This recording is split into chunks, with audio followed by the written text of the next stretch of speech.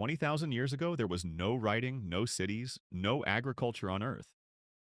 The planet was experiencing the peak of the last ice age, the so-called last glacial maximum, when huge glaciers covered most of northern Europe, Canada, and Siberia. The level of the world ocean was about 120 meters lower than modern, because enormous amounts of water were frozen in ice sheets. Humans of the modern species Homo sapiens have already completely displaced the Neanderthals, who died out about 40,000 years ago, and settled almost all continents except Antarctica. Life in this era was arranged completely differently than today.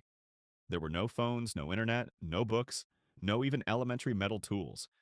People lived in the so-called Stone Age, more precisely in its late stage, the Upper Paleolithic. Nevertheless, humanity did not just survive. It prospered, created complex tools, works of art, jewelry, musical instruments, and a developed social structure. Let's examine in detail how people coped without the benefits of modern civilization. Climate and natural environment. To understand how people lived 20,000 years ago, you need to imagine the climate of that time. It was colder than the modern one by about 5 to 10 degrees Celsius on average on the planet. In Europe and North Asia stretched endless glacial steppes, the so-called mammoth steppe, mammoth biome, inhabited by mammoths, woolly rhinos, reindeer, bison, wild horses, and cave lions. Such an environment was both harsh and generous. On the one hand, long cold winters, piercing winds, the absence of trees in huge areas. On the other, huge herds of herbivores gave a constant source of meat, skins, bones, and fat.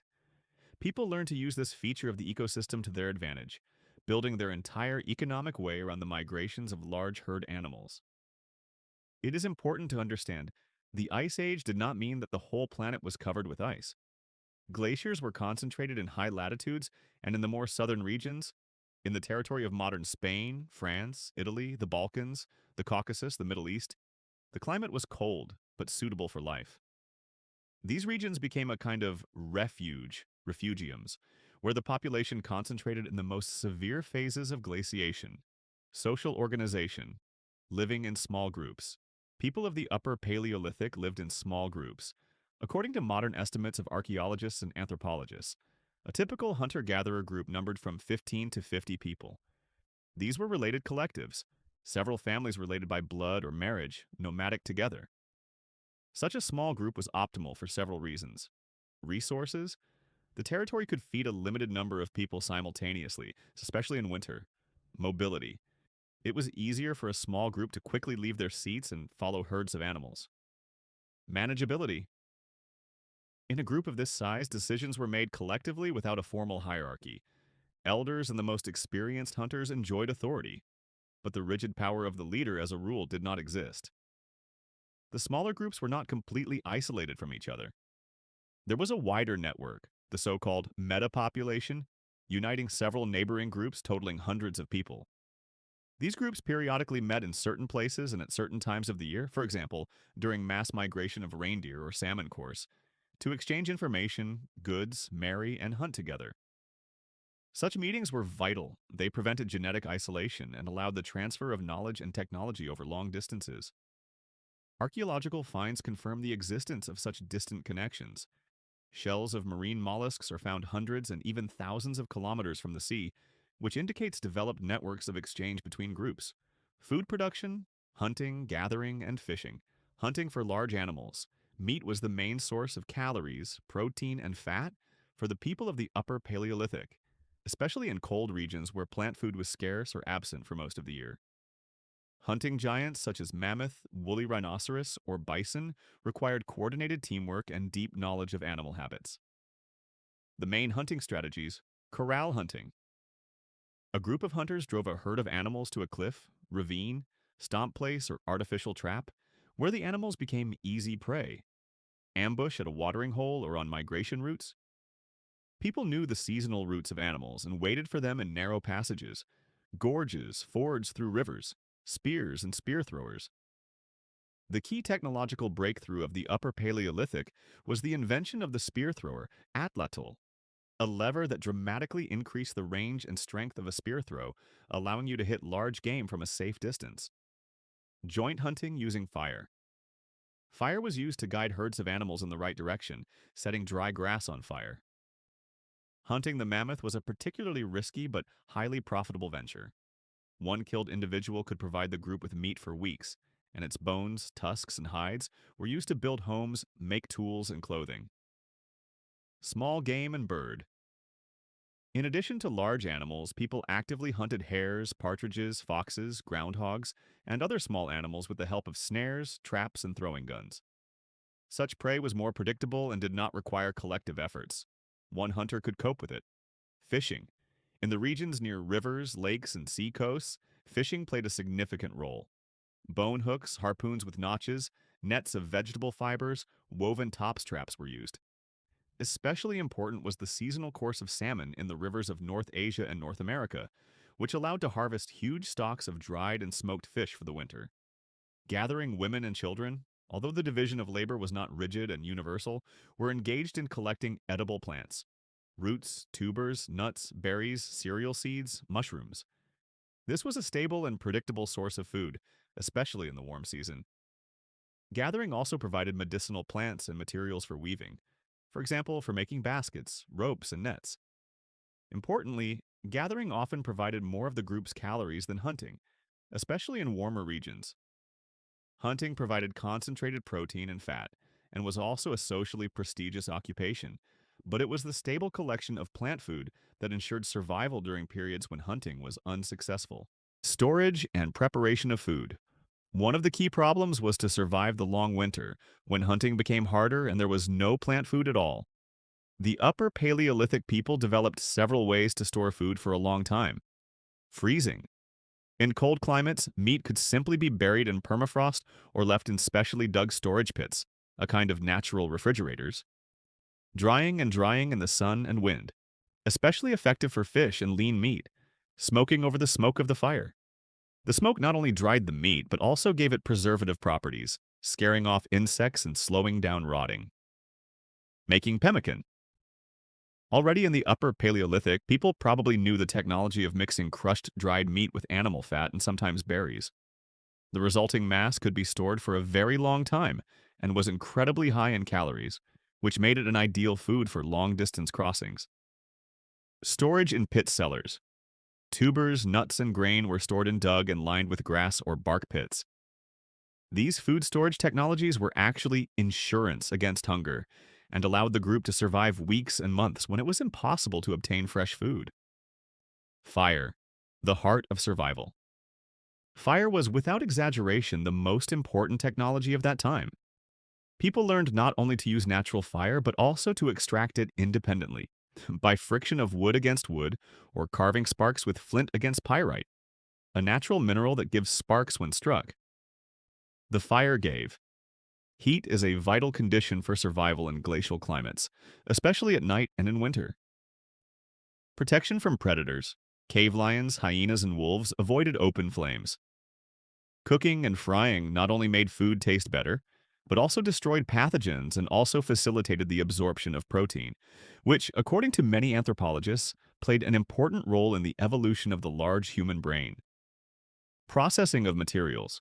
Fire-tempered spear tips, straightened poles, processed resin to attach stone tips to the handles. The campfire was the gathering place of the group in the evening, where they told stories, passed on knowledge to the next generation, and strengthened social ties. Maintaining the fire was a separate task. The coals were carried with them in special cases or smoldering tinder mushrooms that can smolder for a very long time, so as not to start the fire again every time. Tools and technology. The Upper Paleolithic is the era of real technological heyday by the standards of the Stone Age. The main categories of tools: stone tools. People made tools from flint, obsidian, quartzite, and other hard rocks of stone by pressing retouching, precise chipping of small plates from the workpiece to give the desired shape and sharpness. There were specialized tools: incisors for bone and horn processing, scrapers for cleaning skins, punctures and awls, microliths, tiny stone plates that were inserted into a bone or wooden base, creating composite tools, a prototype of modern blades with replaceable parts. Bone and horn guns. From bones, tusks of a mammoth and deer horns were made spear tips and harpoons, needles with an ear, the most important invention for sewing warm clothes, awls, rails for skin treatment, musical instruments, flutes made of hollow bones. Composite weapons. A distinctive feature of the Upper Paleolithic is the ability to combine different materials. A stone or bone tip was attached to a wooden pole using tendons, vegetable fibers, and natural glue. For example, birch tar, which was obtained by heating birch bark without air access. A technologically complex process that requires accurate temperature control. Spear throwing and possibly early bow forms. Spear throwing greatly increased the efficiency of hunting. By the very end of the Paleolithic and in the Mesolithic, evidence of the use of bows and arrows begins to appear. Although 20,000 years ago, this was still a rare or only nascent technology in some regions. Shelters and shelters. The type of dwelling directly depended on the region and available materials. Caves and rock canopies were used where they were available, for example, in France and Spain, where famous cave paintings are preserved. Huts made of mammoth bones are a unique technology characteristic of the Eastern European plains, the territory of modern Ukraine and southern Russia, where there were few trees. People built the frame of the dwelling from dozens of mammoth bones and tusks, covering it with skins. Such structures could serve as a long-term winter camp. Tents and tents made of hides on a wooden or bone frame, mobile housing that could be quickly assembled and disassembled, which was important for the nomadic lifestyle. Dugouts are dwellings with a frame that are deep into the ground, providing additional thermal insulation. Inside the dwellings, hearths, sleeping places lined with skins and grass, areas for processing skins and making tools were equipped. Some large parking lots were used seasonally for many generations, which indicates a kind of settled within the nomadic cycle. People returned to the same comfortable places year after year. Clothes survival in a glacial climate would be impossible without warm, well-fitted clothing. It was in the Upper Paleolithic that the most important invention appeared: a sewing needle with an ear made of bone or tusk. This allowed us to move from simple draping of skins to real tailoring of multi-layered, tight-fitting clothes. Clothes were made of skins of large animals, mammoth, bison, deer, for the upper layers protecting from wind and cold, fur of small fur animals, fox hair, for insulation and decoration, animal tendons, as strong threads for sewing. Judging by archaeological finds, for example finds in the Sungir parking lot in Russia, where prints and remnants of clothing jewelry have been preserved, people wore complex sets of clothes: pants, shirts, fur shoes, hats. That is, almost a full-fledged winter suit, similar in functionality to the modern Arctic clothes of the indigenous peoples of the North. Knowledge transfer and education of children. Without writing, all knowledge was transmitted orally and through direct observation and imitation. Children from an early age were included in the daily life of the group. They watched adults, helped in feasible affairs, collecting firewood, plants, simple tools, gradually mastering increasingly complex skills. The key role was played by oral traditions. Myths, legends, songs, and stories served not only as entertainment, but also as a kind of database. They encrypted practical knowledge about the habits of animals, the edibility of plants, the dangers of the area, the moral norms of the group. Rituals and rites of initiation. The transition to adulthood was often accompanied by trials and ceremonies that consolidated the status of a person in the group and transmitted important knowledge. Mentoring. Experienced hunters and artisans trained young people directly through display and joint practice, a method that anthropologists call inclusive learning. This system of knowledge transfer was remarkably effective. It ensured the continuity of complex technologies for tens of thousands of years. Art and spiritual life. Contrary to the stereotype of primitive savages, the people of the Upper Paleolithic possessed a rich symbolic and artistic culture. The famous caves of Lascaux and Chauvet in France, Altamira in Spain, demonstrate strikingly realistic and expressive images of animals made with natural pigments: ochre, coal, manganese oxide. Paleolithic Venus figurines are small figures of women carved from stone, bone, or tusk, probably associated with fertility cults. Jewelry beads made of shells, animal teeth, carved bone, pendants testify not only to aesthetic needs, but also to social symbolism. Jewelry could indicate status belonging to a group. important events in human life. Music, bone flutes more than 30,000 years old have been found, which indicates the existence of a musical tradition. Funeral rites. The dead were buried with honors, often with ornaments, tools, and ochre, indicating a belief in an afterlife, or at least a deep respect for the dead. Arts and rituals were no less important for survival than practical skills. They reinforced group identity, relieved psychological tension, helped to cope with the stress of a harsh existence, and transmitted important cultural codes. Medicine and healthcare. The medical knowledge of the Upper Paleolithic people was based on centuries of empirical experience.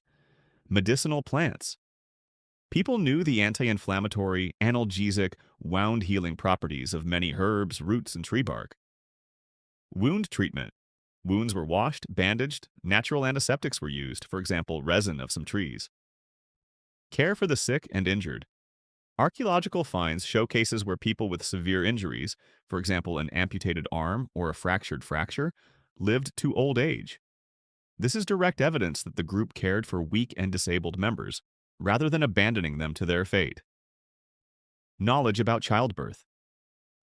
Childbirth was taken by experienced women of the group, who knew practical methods of helping the woman in labor. Life expectancy in those days was lower than modern. On average, people could live to 30 to 40 years, although many died earlier due to injuries, infections, and difficulties in childbirth. Nevertheless, the findings of the remains of older people prove that older members of the group, who had vast practical experience, were valued and protected. Their knowledge was strategically important for the survival of the entire group. Navigation and knowledge of the territory without maps and compasses. People navigated the terrain thanks to the detailed knowledge of the surrounding landscape accumulated over generations.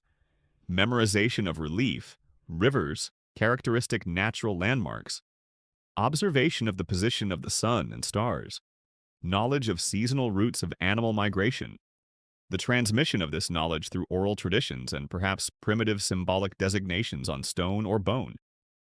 Such a mental map of the territory, which could cover thousands of square kilometers, was vital for planning seasonal movements after food resources. Dangers and threats. Life 20,000 years ago was fraught with many constant threats. Predators.